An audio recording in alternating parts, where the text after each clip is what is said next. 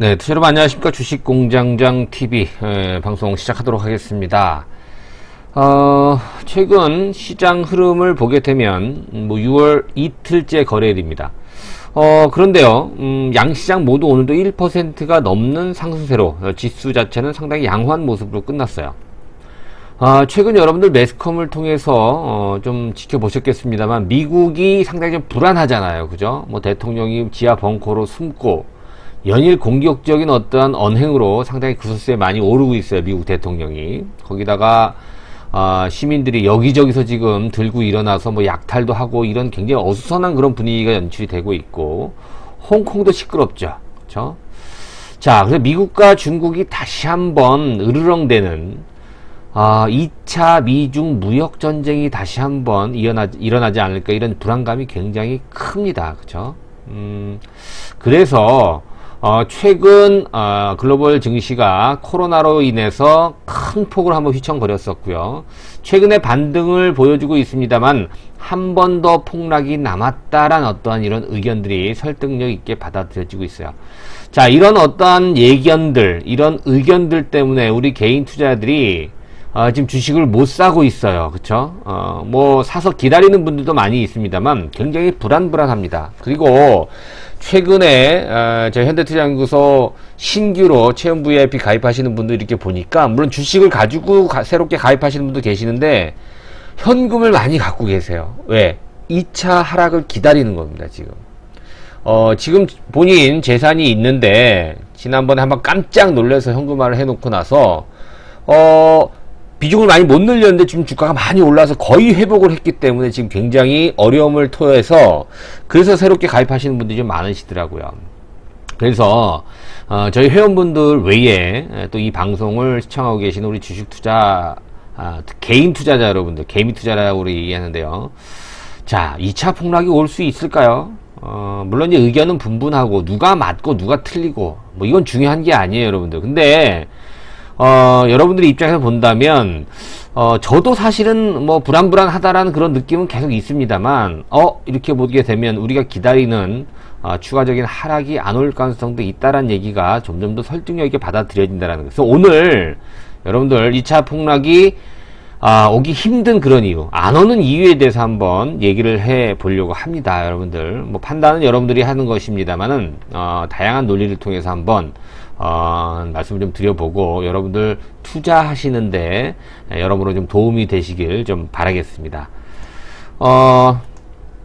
혼자서 하기 어려우신 분들은 거기 나와 있는 체험 VIP 보시고, 뭐 혼자 잘 하시는 분들은 굳이 가입하실 필요 없어요. 그렇죠? 거기 나와 있는 안내문 보시고 그대로 진행을 해 주시면 될 것 같습니다. 입금하시고 문자 메시지로 전화번호에다가 성함하고 현재 보유 포토를 보내주시면 제가 연락을 드리도록 하겠습니다. 자, 2008년도와 비교를 많이 해요. 저도 많이 했던 것 같습니다. 그죠? 금융위기, 글로벌 금융위기 때, 이때는 말 그대로 2차 폭락이 이어졌었죠. 그죠? 2000포인트 넘는, 지금보다는 뭐 지수가 좀 코스피 기준으로 좀 약하긴 했습니다만 무려 3개월 동안 25%의 하락이 이어지고요. 그죠? 그리고 한 달 반 정도 이렇게 반등이 이어졌었어요. 그리고 나서 또다시 한 3-4개월 동안의 큰 폭의 하락을 보여주면서 1000포인트가 바로 붕괴가 되는 그런 어떤 상황이 나왔죠. 자, 이때 여러분 굉장히 많이 놀라셨고, 저도 상당히 뭐 멘탈이 붕괴됐었죠. 그 당시 글로벌 금융위기 때. 물론 그 이후에 상당히 짜릿한 어떠한 급등, 뭐 차화정이라든가 또 여러 가지 더 좋았던 그런 또 기억도 있습니다만, 어찌됐든 그 2008년도 그 시점에서는 2007년도부터 이어졌던 그 하락 분위기는 너무 괴로웠었어요. 그죠?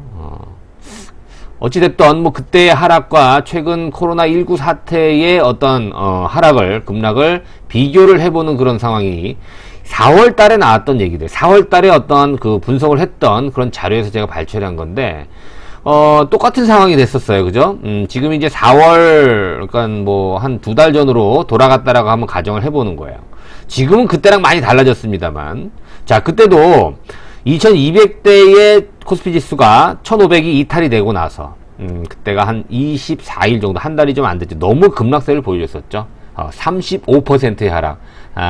지난 글로벌 금융위기 1차 하락보다 훨씬 더 가파르고 짧게 강렬하게 이어졌었죠. 그리고 나서 반등이 이어졌고, 그 당시가 1800대였나봐요. 4월 초반에. 예, 그래서 추가적으로 올라가느냐 조정을 받느냐, 그 당시의 분위기는 어떠냐면 2차 하락 가능성이 높았다. 저도 사실은 추가적으로 뭐라 그럴까요? 이제 뭐 외바닥 가능성은 기술적으로 많지 않다. 그래서 한번 쌍바닥 가능성이 있다. 그러면 훨씬 더 바닥에 대한 신뢰도가 높아지는 것이거든요. 그래서 한 번에 더 하락은 있을 것이다 라고 나름대로 이제 추정을 했었는데, 이거 웬걸 지속적으로 올라서 오늘 보니까 벌써 2100포인트 가깝게 왔어요, 여러분들. 그죠? 6월달 지금 증권사들의 코스피 지수 예측치를 보니까 2100에서 또 1850 막 이래요. 그럼 이게 지금 상투예요. 그죠? 단기 상투란 말이에요. 거기다가 미국과 중국이 으르렁거리고요. 그렇지 않습니까? 그럼 2차 하락 가능성이 굉장히 높아진 그런 시점이에요. 자, 근데 여러분들 2차 하락이 안 올 수 있는 그런 가능성이 높은 이유가 뭡니까? 지금 세계 경기가 불황이다. 기업들이 이제 하반기에 도산을 한다. 그죠? 예, 유동성으로 막는 거는 어느 정도 한계가 있다. 그리고 지금도 코로나 사태는 진행 중이다. 아직까지 마무리가 안 됐다. 종식이 안 됐다라는 거예요. 우리나라도 그렇잖아요. 지금 확진자가 수도권 중심으로 다시 증가하고 있기 때문에. 거기다 여행업, 항공업, 자동차, 뭐 이루 말할 수 없는 모든 산업들이 지금 상당히 좀 어렵습니다. 그래서 부양책 아니면 굉장히 어려운 그런 기업들이 도산 위기까지 몰려. 결국은 경기 침체로 갈 수 있다. 자, 이런 것들을 종합해 보면 2차 하락이 안 올 수가 없지요. 거기다가 지금 뭐 홍콩이 시위하고 난리 났죠. 미국 난리 났죠. 그죠? 그러니까 미국하고 중국하고 이제 서로 뭐 욕하기 일보 직전까지 와 있는 그런 상황에서. 자, 그런데 이러한 여러분 앞서 말씀드렸던 뭐 세계 경기 불황이라든가 신용 경색, 각종 향후 악재 이런 것들이 이미 주가에 24일 동안 35% 급락을 하면서 이미 선 반영이 됐다 이거예요. 또 하나, 천문학적 유동성을 지금 현재 공급을 한다라는 것이죠. 중요한 건 각 나라에서, 미국은 물론 우리나라, 아시아, 유럽 다, 그죠? 돈을 맡겠다라는 거야 일단은. 그리고요, 금융위기 때와는 조금 다른 상황인데요. 금융위기 때는 어땠습니까? 그쵸? 대책이 늦었어요. 그죠? 그 다음에 첫 번째 1차 폭락 이후에 모기지 사태로까지 연결됐는데 별다른 대책이 없어요. 결국은 어마어마한 유동성 공급이 나오고 나서 이제 이게 멈췄거든요. 굉장히 느렸다라는 거예요. 정책, 또 유동성 공급 이런 것들이. 근데 이번에는 코로나 이후에는 각국 재정당국 중앙은행들이 상당히 빠르게 대처를 했습니다. 지금 우리나라도 지금 금리가 기준금리 얼마예요? 0.5%예요. 그죠? 예. 그래서 어마어마한 천문학적인 유동성을 지금 공급한다는. 물론 뒷감당도 해야 되겠습니다. 일단은 급한 불부터 꺼야 되니까 각국에서 발빠른 금융위기 때와 다른 발빠른 어떤 조치를 좀 취했다. 그래서 지금 우리나라 증시가 안 빠지는 이유도 거기에 있다라는 겁니다. 유동성. 그죠? 자, 또 하나 여러분 말씀드릴 게 있어요. 지난 4월 달에, 여러분 차트를 한번 볼게요. 지난 4월 달에 유가가 급락을 합니다. 여러분들 기억나시죠? 이때. 유가가 갑작스레 확 급락을 물론 이제 3월부터 급락을 했었어요. 코로나 때문에 유가가 급락을 했다가 한번 확 휘청을 해서 4월 달에 이런 얘기 나왔습니다. 4월 달 유가, 국제 유가 때문에 2차 폭락이 온다. 이런 얘기들 나왔었거든요. 그죠? 자, 유가가 폭락했을 때가 4월 20일인가 그래, 제 기억에는. 그죠? 4월 20일 맞네요. 이때 S&P 500이 어땠어요? 4월 20일 날 S&P 500이 잠깐 하루 빠지고 그다음부터 계속 지금도 올라요. 그죠? 나스닥은 어때요? 4월 20일 날 살짝 빠지고 나스닥은 그죠? 2배 이상 올라갑니다. 자, 우리나라는 어떻습니까? 우리나라도 마찬가지죠. 자, 코스닥 먼저 보고, 코스닥이 4월 20일 날 한 좀 휘청거렸어요. 한번 국제 유가 때문에. 그러나 그대로 올라가 버리죠. 코스피도 마찬가지입니다. 한번 휘청거렸어요. 그죠? 4월 이때예요. 그리고 나서 계속 오르고 있죠. 그죠?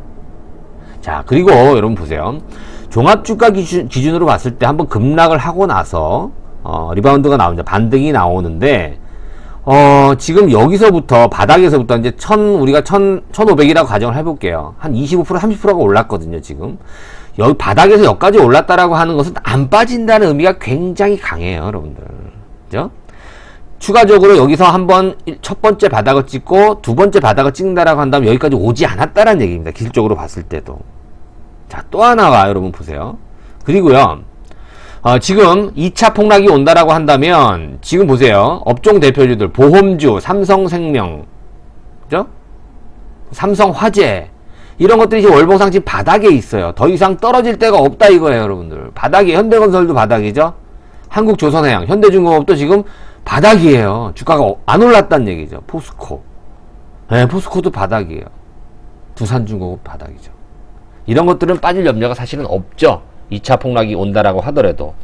그러니까 2차 폭락이 오면 뭐가 빠지냐? 그렇죠. 네이버 같은 종목 많이 올랐던, 카카오 같은 종목 많이 올랐던, 삼성 SDI, 삼성전자 이런 것들. 근데 삼성전자도 사실 못 올랐어요. 다른 거에 비해서는. 자, 어찌됐든 지금 상황에서 이미 지금 뭐 유가다 뭐다 뭐 이런 얘기들 나오면서 지금 올라온 거 이 정도 올라왔다라고 한다면 지금은 빠질 염려가 그렇게 크지 않다 이렇게 보시면 될 것 같아요. 그죠? 그리고 또 하나 뭐가 있어요, 여러분들? 주가가 2차 폭락이 나오기 힘든 이유. 돈의 힘입니다. 지금 증시 주변 자금이 200조가 넘는다라고 하죠. 증시 대기 자금만. 뭐 조금 뭐 더 찾아보면 더 높아요. 돈이. 지금 뭐냐면 뭐 고객예탁금 뿐만이 아니에요. 거기 뭐 RP라든가 CMA 잔행, 그죠? 뭐 담보융자, 파생상품 거래 예수금, 신용융자, 위탁매매 미수금, 신용대주까지 해서 지난달 말 기준으로 해서 216조가 넘어요. 그래서 빠지면 산다라는 대기자금이 아직도 풍부한다라는 겁니다. 자, 이런 상황을 고려해 본다면 우리 모두는 아니겠습니다만 이 현금을 잔뜩 가지고 뭐 삼성전자가 됐던 또 삼성 SDI가 됐던 네이버가 됐던 카카오가 됐던 그동안 많이 올랐던 이런 비대면 2차전지 이런 종목군들이 떨어지면 사겠다라는 그런 자금들이 풍부하다라는 겁니다. 그리고 그거를 살려고 기다리는 사람들, 기다리는 조정이 지금 오지 않을 가능성이 있다.